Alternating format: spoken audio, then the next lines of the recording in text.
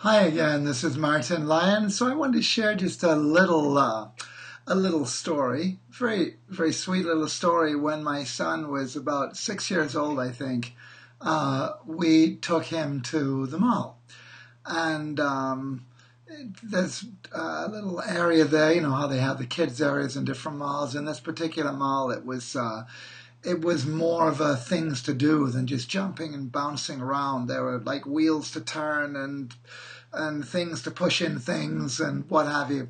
Anyway, when we got there, there was a little girl playing there. Cute little thing, little curly blonde-headed thing, probably around the same age, maybe a little younger than my boy. And when we got there, Nitai stopped and he's kind of looking at everything and thinking what he's going to play with. And this girl stopped and she looked at him and she gave him a look. And she very deliberately started to move from one of the kind of play toy kind of things to the next, kind of not really playing with it, just touching it. It's sort of a very clear sense of possessiveness, but instead of looking at it, looking at him, just kind of giving him a look. And I noticed my boy wasn't moving. I said, "Go on, Itai, up you go play." He wasn't moving. He wasn't going anywhere. And this girl kind of very slowly went from one thing to another, just kind of glaring at, not glaring, just a kind of a flat expression.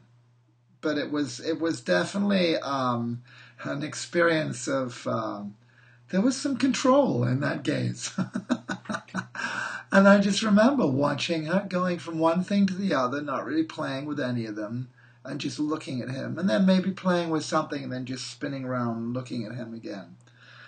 And then her mom, I think, said to her something about, "Okay, honey, we're going in a couple of minutes."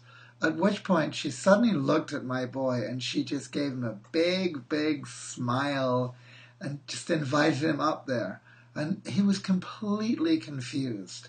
And he looked at my then wife, and he looked at her. He was completely baffled, and he looked helpless and very disturbed by the interaction. And she and I looked at each other and chuckled, and she looked at him and she said, "Nitai, welcome to a woman's world." And he looked at us both and he said, "But I don't want to live in a woman's world. It's too confusing."